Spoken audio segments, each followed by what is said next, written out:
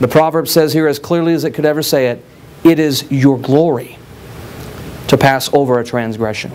Now, I'm not talking about passing over your kid's transgression. If your kid's wrong, then you need to beat them. You need to correct them. You need to do what you need to do. I'm not talking about that. We're talking about something in your Christian life where offenses are inevitable, and you can either choose to respond to the stimulus of the offense, or when the stimulus comes, you can say, you know what, God is doing this for a reason. I'm going to choose not to react. And you know what? Oftentimes, if the person is purposely offending, that totally irritates them.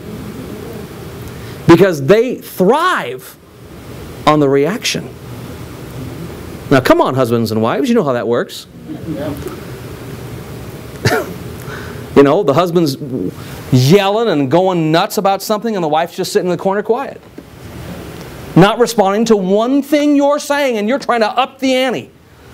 Well, yeah, well, what about this? And just bring out things that happened 55 years ago. Just to kind of up it, just try to get a rise. Why? Because you want to see a response. And the wife sits there and la-da-dee-da-da, and that just drives you up a wall. That doesn't happen in my house because none of that ever happens.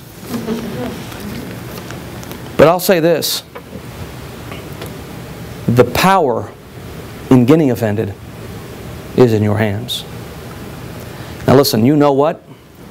Offenses must come. They're inevitable. There's nothing you can do about it. They're going to happen. But have you ever considered that the Lord directed those offenses your way for your good and your growth? Hey, offenses must come. But that does not mean that you must respond in kind. You have the choice to take what we refer to as the high road. That's right. And may I say that it takes biblical practice and it takes biblical discipline.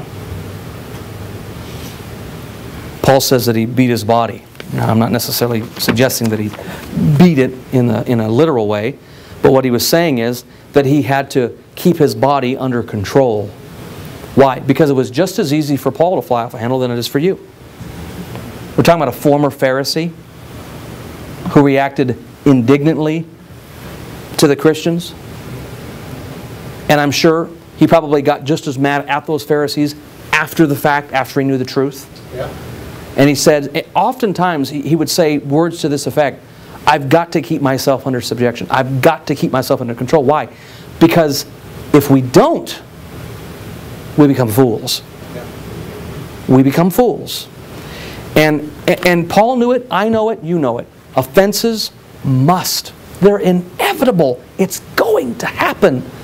But may I say that the power to get offended is left in your hands. You do not have to.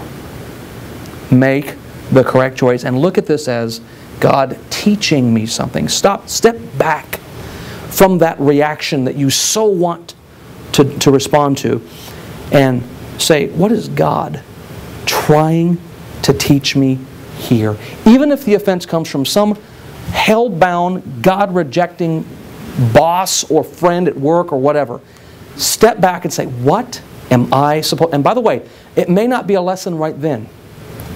It may be a compound effect to an ultimate lesson.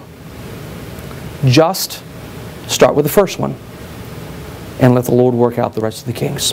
Father in heaven, we